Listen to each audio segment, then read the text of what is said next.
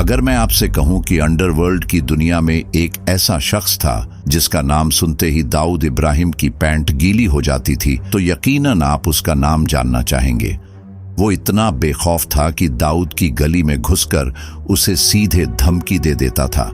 लेकिन उसकी कहानी सिर्फ उसकी दबंगई तक सीमित नहीं थी। उसकी नफरत की जड़ें गहरी थीं। ऐसा कहा जाता है कि वो पुलिस की ज्यादती का शिकार हुआ था और यही वजह थी कि उसे खाकी वर्दी वालों से खास नफरत थी। पर किस्मत भी अजीब खेल खेलती है। जिस पुलिस से वो नफरत करता था, आखिरकार उसी की गोलियों से उसका खेल खत्म हुआ। ये था भारत के पुलिस इतिहास का पहला एनकाउंटर। तो आइए जानते हैं कि केमिस्ट्री से 78% के साथ बीएसएससी पास करने वाले मनोहर अर्जुन सुर्वे कैसे बन गए मान्या सुर्वे और कैसे उन्होंने मुंबई के अंडरवर्ल्ड में अपनी अलग पहचान बनाई।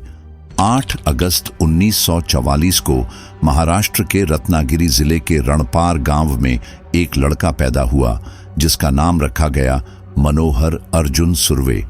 उस वक्त रत्नागिरी आज की तरह एक अलग जिला नहीं था, बल्कि मुंबई प्रेसिडेंसी का हिस्सा हुआ करता था। बचपन सामान्य बीता, लेकिन जब 1952 में उसकी मां उसे लेकर मुंबई आई, तब उसकी जिंदगी ने करवट लेनी शुरू कर दी। मुंबई में उसका सौतेला पिता पहले से ही रहता था और अब पूरा परिवार एक छत के नीचे आ गया। मनोहर पढ़ाई में काफी तेज था। जब उसने कीर्ति एम डूंगर से कॉलेज मुंबई में बीएसएससी में एडमिशन लिया, तो सबको यकीन था कि ये लड़का एक दिन बड़ा आदमी बनेगा।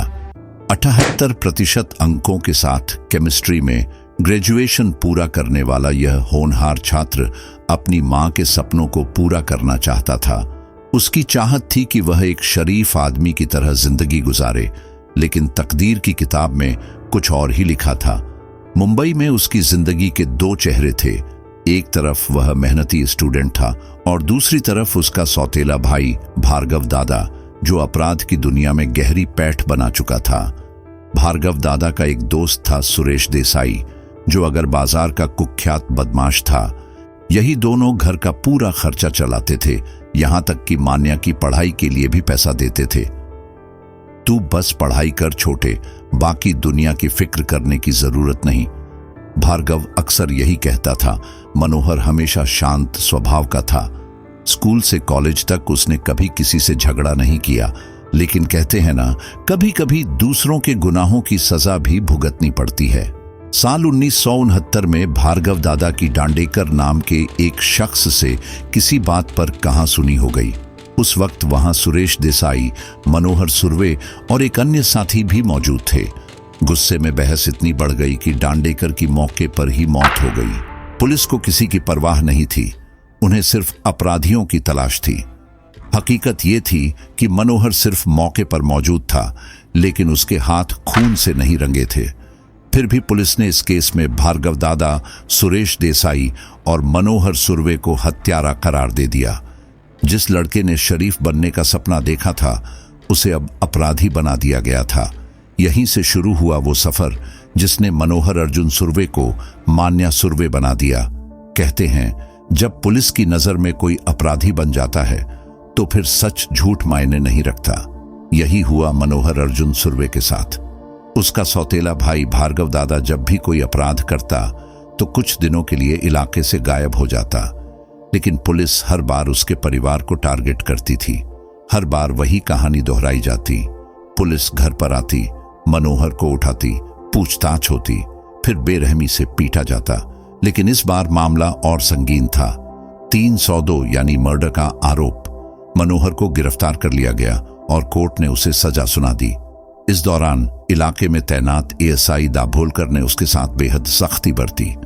अब वो सिर्फ एक निर्दोष स्टूडेंट नहीं था, बल्कि एक मुजरिम बन चुका था। सजा के बाद मनोहर को पुणे की येरवड़ा सेंट्रल जेल भेज दिया गया। यहां उसकी मुलाकात गैंगस्टर सुहास भाटकर और पोटिया भाई से हुई। जेल में मान्या सुर्वे का नाम और रुतबा बढ़ने लगा। छोटी छोटी बातों पर गैंगवार होती और हर बार मान्या का ही पलड़ा भारी पड़ता।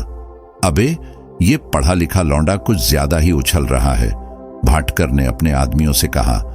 देख भाई, मैं किसी से पंगा नहीं लेता, लेकिन अगर कोई मेरे रास्ते में आया तो उसका अंजाम बुरा होगा।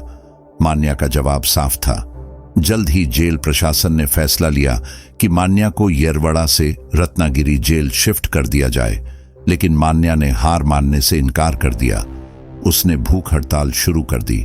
धीरे धीरे उसका वजन 20 किलो तक गिर गया और प्रशासन को मजबूरन उसे अस्पताल में भर्ती करवाना पड़ा। यहीं पर मान्या ने अपनी जिंदगी का सबसे बड़ा कदम उठाया, जेल ब्रेक। अब और नहीं, अगर मुझे जीना है तो अपनी शर्तों पर जीऊंगा। अस्पताल की कड़ी सुरक्षा को चकमा देकर मान्या वहां से फरार हो गया। पूरे 9 साल जेल में बिताने के बाद 1979 में मान्या एक बार फिर मुंबई की सड़कों पर लौट आया, लेकिन अब वो पहले वाला मासूम स्टूडेंट नहीं था। अब वो मुंबई का नया गैंगस्टर था। आते ही उसने अपना खुद का गैंग खड़ा किया। इस गैंग में उसके साथ थे धारावी का रहने वाला शेख मुनीर और डोंबिवली का विष्णु पाटिल। ये तीनों अब मुंबई के अंडरवर्ल्ड में नया इतिहास लिखने के लिए तैयार थे। अब मुंबई में नया खेल शुरू होगा और इसके असली खिलाड़ी हम होंगे। यहीं से शुरू हुई मान्या सुर्वे की असली कहानी। जेल से निकलने के बाद मान्या सुर्वे अब पहले वाला मासूम लड़का नहीं था। वह न सिर्फ तेज दिमाग रखता था, बल्कि अब उसके पास एक मजबूत टीम भी थी। धीरे धीरे इस गैंग ने अपना नेटवर्क बढ़ाना शुरू किया और जल्द ही उदय शेट्टी गैंग से भी उनका कनेक्शन हो गया। मान्या अब सिर्फ एक छोटा मोटा गुंडा नहीं, बल्कि मुंबई के अंडरवर्ल्ड का एक नया और तेज उभरता नाम बन चुका था। 5 अप्रैल 1980 यह दिन मान्या सुर्वे और उसके गैंग के लिए खास था। पहली बार उन्होंने किसी बड़ी वारदात को अंजाम दिया। एक एम्बेसडर कार चोरी कर ली। अबे ये तो आराम से हो गया, विष्णु पाटिल ने हंसते हुए कहा। अभी तो ये बस शुरुआत है, आगे देख, मान्या ने मुस्कुराते हुए जवाब दिया। इस छोटी सी चोरी ने मान्या और उसके साथियों में एक नया जोश भर दिया। अब यह सिर्फ पैसे कमाने का मामला नहीं था, बल्कि अंडरवर्ल्ड में अपनी धाक जमाने का पहला कदम था। 15 अप्रैल 1980 यह दिन मुंबई के अंडरवर्ल्ड में एक नए खूनी अध्याय की शुरुआत थी। इस दिन मान्या सुर्वे और उसकी टीम ने शेख मुनीर के दुश्मन अजीज को मौत के घाट उतार दिया। अब तू नहीं, सिर्फ तेरा नाम बचेगा, शेख मुनीर ने अजीज को गोली मारने से पहले कहा। एक के बाद एक वारदात के साथ अब मान्या सुर्वे का नाम मुंबई की सड़कों पर खौफ का दूसरा नाम बन चुका था। पुलिस की नजरें इस गैंग पर टिक गई थीं, लेकिन मान्या हर बार बच निकलता। 30 अप्रैल 1980 इस दिन मान्या और उसके गैंग ने एक ऐसा कदम उठाया जिसने मुंबई पुलिस को भी हिलाकर रख दिया। एक पुलिस अफसर गैंग के विरोधी विजय घाटगे को थाने लेकर जा रहा था, लेकिन बीच रास्ते में मान्या के आदमियों ने पुलिस अफसर पर चाकू से हमला कर दिया। अबे तू पुलिस वाला है, इसीलिए जिंदा छोड़ रहे हैं, अगली बार सीधा भेज देंगे ऊपर, मान्या के आदमी ने धमकी देते हुए कहा। अब मान्या ने सिर्फ गुंडों से ही नहीं, बल्कि पुलिस से भी सीधा पंगा ले लिया था और सबसे ज्यादा निशाने पर था सब इंस्पेक्टर दाभोलकर। जिस पुलिस वाले ने जेल में मान्या पर सबसे ज्यादा जुल्म किए थे, अब वही दाभोलकर उसकी हिट लिस्ट में सबसे ऊपर था। मान्या अक्सर दाभोलकर के घर पहुंच जाता और खुलेआम धमकी देता। अबे दाभोलकर, तूने बहुत जोर लगाया था मुझे खत्म करने का, अब देख मैं बाहर हूं और तू अंदर मरने के लिए तैयार हो जा। इतना ही नहीं, मान्या के खौफ से दाभोलकर ने अपनी पहचान तक बदल ली। अब वह किसी को नहीं बताता था कि वह कौन है, कहां रहता है। आखिरकार इस डर से वह मुंबई छोड़कर दिल्ली चला गया, जहां उसकी बेटी रहती थी।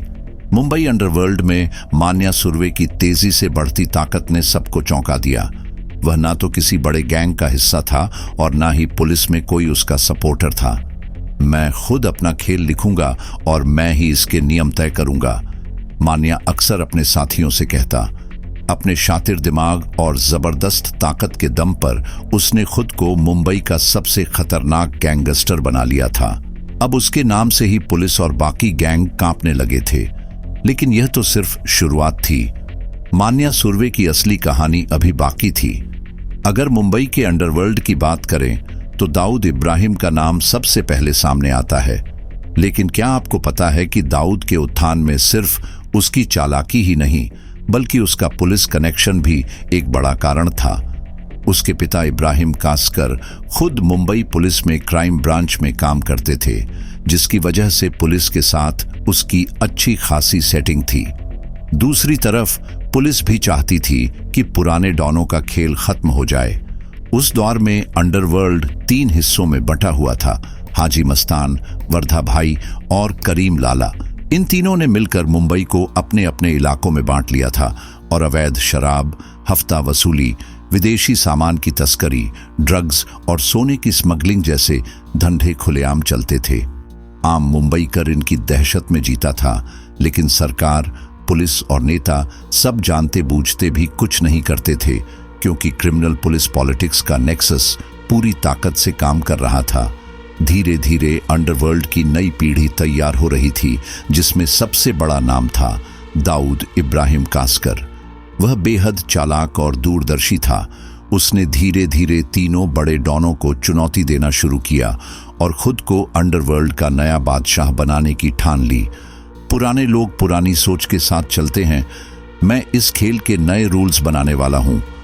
दाऊद ने एक एक कर पुराने डॉनों की पकड़ कमजोर कर दी और अपने दुश्मनों को खत्म करवाने के लिए या तो खुद हाथ उठाया या फिर किसी और से मरवा दिया। अब मुंबई की सड़कों पर हर रोज खूनी खेल खेला जा रहा था। लाशें गिर रही थीं, गैंग वॉर अपने चरम पर था और एक समय ऐसा भी आया जब कोई भी दाऊद को चुनौती देने की हिम्मत नहीं करता था। लेकिन कहानी में ट्विस्ट तब आया जब पठान गैंग की नई पीढ़ी दाऊद से खार खा गई।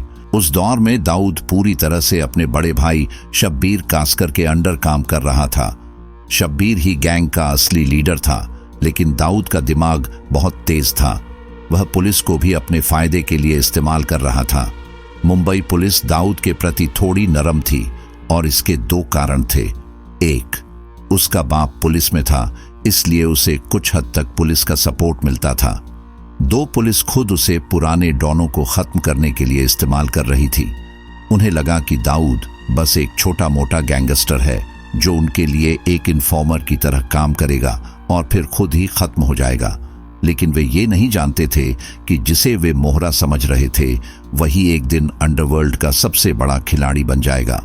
उधर पठान गैंग को भी यह समझ आ गया था कि अगर उन्हें दाऊद को रोकना है तो उन्हें एक ऐसे आदमी की जरूरत है जो उतना ही चालाक और खतरनाक हो। और तभी एक नाम सामने आया, मान्या सुर्वे। पुलिस पर दबाव था कि मान्या सुर्वे को जल्द से जल्द पकड़ा जाए, लेकिन मान्या इतना शातिर था कि पुलिस के हाथ नहीं आ रहा था। पकड़ना है तो आओ, लेकिन फिर मैं भी छोड़ने वाला नहीं। उसके कारनामों की लिस्ट हर दिन लंबी होती जा रही थी। मान्या सिर्फ एक दमदार फाइटर ही नहीं बल्कि एक चालाक दिमाग भी था। जेल में रहते हुए उसे जेम्स हेडली के उपन्यास पढ़ने का शौक लग गया था, लेकिन वह इन्हें सिर्फ मनोरंजन के लिए नहीं पढ़ता था। अगर ये किताबें पढ़कर मैं खेल को बेहतर समझ सकता हूं तो फिर इसे अपनी जिंदगी में क्यों ना लागू करूं। वह उपन्यासों से क्राइम के नए तरीके सीखता और उन्हें अपनी आने वाली गैंगस्टर लाइफ में इस्तेमाल करने की प्लानिंग करता। अब मान्या सुर्वे सिर्फ एक आम गैंगस्टर नहीं बल्कि एक ऐसा नाम बन चुका था जिसे मिटाने के लिए पुलिस और अंडरवर्ल्ड दोनों ही तैयारी कर रहे थे। कहानी अब और खतरनाक मोड़ लेने वाली थी, क्योंकि मुंबई का अंडरवर्ल्ड एक भयानक टकराव की तरफ बढ़ रहा था। मान्या सुर्वे सिर्फ एक आम गैंगस्टर नहीं था, वो अपराध की दुनिया में नए खेल खेलने आया था। उसने दयाराम परशुराम काटकर और किशोर सावंत के साथ मिलकर एक ऐसा प्लान बनाया जिसने पुलिस को चौंका दिया। अगर प्लान बनाना है तो ऐसा बनाओ कि पुलिस भी सोचती रह जाए। उसने सरकारी दूध योजना से पैसे लूटने की साजिश रची और इस प्लानिंग का आइडिया उसे कहीं और से नहीं बल्कि जेम्स हेडली चेज के एक नॉवेल से मिला था। उसने इस नॉवेल को गहराई से पढ़ा और फिर उसी की तर्ज पर लूट को अंजाम देने की तैयारी शुरू कर दी। पहले इन लोगों ने महिम से एक कार चुराई और फिर सीधे गोवंडी पहुंचे, जहां उन्होंने 1,26,000 रुपये की लूट की। इसके बाद यह गैंग बांद्रा के नेशनल कॉलेज के पास पहुंचा और चुराई गई कार को लावारिस छोड़कर गायब हो गया। यही नहीं, इस गैंग ने आगे चलकर लक्ष्मी ट्रेडिंग कंपनी से 5,700 रुपये लूटे, फिर ट्रॉम्बे रोड के कैनरा बैंक को निशाना बनाया और देवनार की ड्यूक एंड एसएस कंपनी से 1,66,000 रुपये की बड़ी लूट को अंजाम दिया। इन वारदातों ने मान्या सुर्वे के गैंग को पूरी मुंबई में चर्चा का विषय बना दिया। जल्द ही मान्या को समझ आ गया कि लूटपाट से पैसा तो आता है, लेकिन असली मुनाफा नशे के धंधे में है। पैसा चाहिए तो रिस्क लेना पड़ेगा, लेकिन असली खेल ड्रग्स में है। अब वह नशीले पदार्थों की तस्करी करने लगा और इसी के साथ अवैध वसूली भी शुरू कर दी। उसे किसी की ना सुनना पसंद नहीं था। अगर कोई उसे पैसे देने से इनकार करता तो उसका खेल वहीं खत्म कर दिया जाता। जैसे जैसे मान्या का आतंक बढ़ने लगा, वैसे वैसे पुलिस भी उसके गैंग के खिलाफ एक्शन में आ गई। अब एक एक कर उसके गैंग के लोग मारे जाने लगे, लेकिन मान्या सुर्वे भी किसी से कम नहीं था। वो तगड़ी कसरत करता था, उसका शरीर ताकत से भरा हुआ था और वो किसी भी हाल में हार मानने को तैयार नहीं था। लेकिन सिर्फ ताकत ही काफी नहीं थी। उसने अपनी सुरक्षा के लिए हर वक्त हथियारों का जखीरा तैयार रखा था। रिवॉल्वर कभी भी दुश्मनों को खत्म करने के लिए, चाकू करीबी हमले के लिए, एसिड की बोतल अगर कोई दुश्मन सामने आ जाए तो उसे जला देने के लिए, हैंड ग्रेनेड से भरा थैला अगर मामला ज्यादा बड़ा हो जाए तो एक ही धमाके में सबका सफाया कर सके। अब मान्या सुर्वे का नाम अंडरवर्ल्ड से लेकर पुलिस तक हर किसी की जुबान पर था। वो एक ऐसा गैंगस्टर बन चुका था जिसे खत्म करना पुलिस की सबसे बड़ी प्राथमिकता बन चुकी थी। लेकिन क्या मान्या भी जानता था कि उसकी जिंदगी का आखिरी चैप्टर अब करीब आ रहा है। मुंबई की गलियों में अब एक नए एनकाउंटर ऑपरेशन की तैयारी हो रही थी और इस बार पुलिस हर हाल में मान्या को खत्म करने का इरादा कर चुकी थी। मान्या सुर्वे के घर वाले हमेशा यही चाहते थे कि वह अपराध का रास्ता छोड़कर एक आम इंसान की तरह जिंदगी बिताए। उन्होंने उसे समझाने की पूरी कोशिश की, यहाँ तक कि उसकी शादी भी करवा दी ताकि वह परिवार की जिम्मेदारी को समझे और एक नई जिंदगी शुरू करे।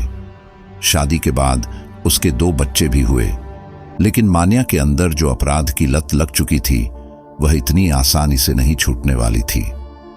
ईमानदारी से भी जिंदगी चल सकती है मान्या। परिवार वालों ने उसे बहुत समझाया, लेकिन मान्या को सिर्फ पैसा चाहिए था और वह इसे सिर्फ अपराध से ही कमा सकता था। एक दिन जब उसे पैसों की जरूरत पड़ी तो उसने अपने एक पुराने दोस्त से मदद मांगी, लेकिन दोस्त ने साफ इनकार कर दिया। भाई, इस बार नहीं हो पाएगा, ज्यादा मत बोल, भूल जा। लेकिन मान्या के लिए यह बात इतनी आसान नहीं थी। वह ना सुनने का आदी नहीं था। उसे पता था कि अगर गैंग को चलाना है तो हथियार चाहिए और हथियारों के लिए पैसा। उसने तय कर लिया कि अब उसे अपने तरीके से इस इनकार का जवाब देना होगा। यह साल 1979 की बात है। मान्या अपने प्लान के मुताबिक माहिम के एक जिम में पहुंचा। उसने टाइट बैंगनी पैंट और शर्ट पहन रखी थी। जैसे ही उसने दरवाजा खोला, वहां पहले से मौजूद बॉडी बिल्डर उसे घूरने लगे। भाई, ये कौन आया? लगता है नया बंदा है। लोगों को लगा कि वह वर्कआउट करने आया होगा, लेकिन मान्या के इरादे कुछ और ही थे।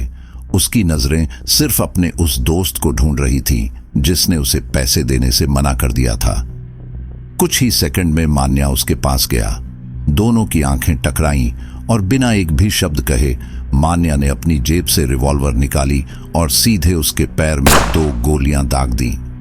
अब तू भी याद रखेगा, और बाकी सब भी। पूरे जिम में सन्नाटा छा गया। किसी की हिम्मत नहीं हुई कि वह मान्या को रोक सके। वह इतने आराम से वहां से निकला जैसे कुछ हुआ ही न हो। यह पहली बार नहीं था जब मान्या ने इस तरह से अपने दुश्मनों को सबक सिखाया हो। उसकी हर डकैती और अपराध की प्लानिंग इतनी परफेक्ट होती थी कि वह कभी फेल नहीं होता था। यही वजह थी कि पुलिस उसके पीछे लगी थी, लेकिन कभी उसे पकड़ नहीं पाई। दूसरी तरफ अब पठान गैंग की नजरें भी उस पर थीं। पठान गैंग को किसी ऐसे इंसान की तलाश थी जो शब्बीर कासकर और दाऊद इब्राहिम को चुनौती दे सके। अगर मुंबई पर राज करना है तो दाऊद को गिराना होगा। अब मान्या को भी एहसास हो चुका था कि अगर उसे मुंबई का नया डॉन बनना है तो उसे दाऊद इब्राहिम से टकराना ही होगा। वह अब सिर्फ एक गैंगस्टर नहीं बल्कि मुंबई के सबसे बड़े अपराधियों में से एक बनने की राह पर था। अब मान्या सुर्वे कुछ बड़ा करने की फिराक में था। पठान गैंग से हाथ मिलाने के बाद उसने दाऊद इब्राहिम के बड़े भाई शब्बीर कासकर को खत्म करने का प्लान बना लिया। शब्बीर की हर मूवमेंट पर नजर रखने के लिए उसकी रैकी शुरू हो चुकी थी। शब्बीर कासकर की एक प्रेमिका थी, चित्रा। वह अक्सर उससे मिलने जाता और उसके साथ समय बिताता। 12 फरवरी 1991 की रात उसने चित्रा के साथ लेट नाइट लॉन्ग ड्राइव पर जाने का प्लान बनाया। रात में मुंबई की सड़कों पर शब्बीर की कार पेडर रोड से आगे बढ़ी, लेकिन अचानक उसे एहसास हुआ कि गाड़ी में पेट्रोल कम है। वह गाड़ी मोड़कर सिद्धिविनायक मंदिर के पास प्रभा देवी पेट्रोल पंप पर पहुंचा और वहां से टंकी फुल करवाने लगा। शब्बीर को जरा भी अंदाजा नहीं था कि एक एम्बेसडर कार में उसकी मौत उसका पीछा कर रही थी। उस कार में मान्या सुर्वे के अलावा 5 और लोग बैठे थे। जैसे ही शब्बीर की गाड़ी पेट्रोल भरवाकर आगे बढ़ी, मान्या की टीम ने उसे ओवरटेक करके घेर लिया। खेल खत्म शब्बीर। शब्बीर अब तक खतरे को भांप चुका था। उसने अपनी कार में रखी गन उठाने की कोशिश की, लेकिन तभी गोलियों की बारिश शुरू हो गई। मान्या ने सीधा निशाना लेते हुए ट्रिगर दबा दिया। गोलियां शब्बीर के सीने में उतरने लगीं। 9 गोलियां उसके शरीर को छलनी कर चुकी थीं, लेकिन वह अभी भी जिंदा था। इतनी गोलियां खाकर भी बचा रहेगा? गन की गोलियां खत्म होते ही मान्या ने रामपुरी चाकू निकाला और शब्बीर के शरीर पर वार करने लगा। उसने एक के बाद एक इतने वार किए कि शब्बीर ने मौके पर ही दम तोड़ दिया। कहा जाता है कि शब्बीर को मारने के बाद मान्या सुर्वे अपनी पूरी टीम के साथ दाऊद इब्राहिम के घर के बाहर जा पहुंचा। भाई को मार दिया, अब तेरा नंबर है। दाऊद इब्राहिम को जैसे ही खबर मिली, वह रात 2 बजे भाई की लाश के पास पहुंचा। जैसे ही उसने अपने बड़े भाई का लहूलुहान शरीर देखा, उसकी आंखों में गुस्से की आग जल उठी। उसने वहीं खड़े खड़े कसम खा ली, अब मान्या सुर्वे जिंदा नहीं बचेगा। अब दाऊद इब्राहिम और पुलिस दोनों के ही निशाने पर सिर्फ एक नाम था, मान्या सुर्वे। लेकिन हैरानी की बात यह थी कि मुंबई पुलिस को उसका कोई ठिकाना नहीं मिल रहा था। शब्बीर कासकर की हत्या ने मुंबई पुलिस की साख और लॉ एंड ऑर्डर पर बड़े सवाल खड़े कर दिए। अंडरवर्ल्ड में अब एक नई जंग छिड़ चुकी थी।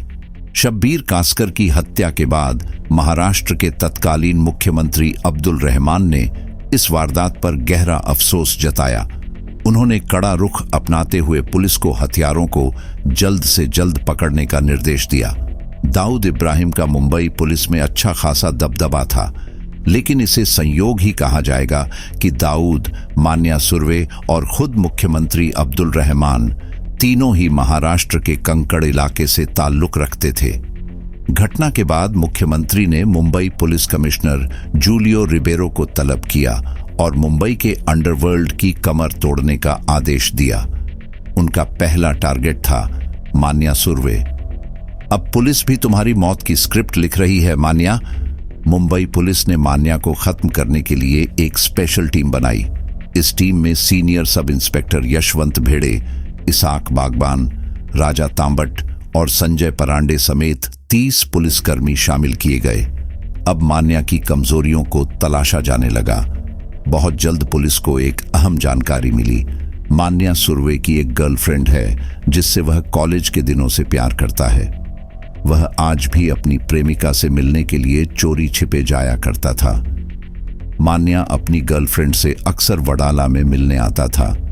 पुलिस को बस अब सही वक्त का इंतजार था। अंडरवर्ल्ड की दुनिया का सबसे खूंखार खिलाड़ी अब पुलिस के जाल में फंसने वाला था।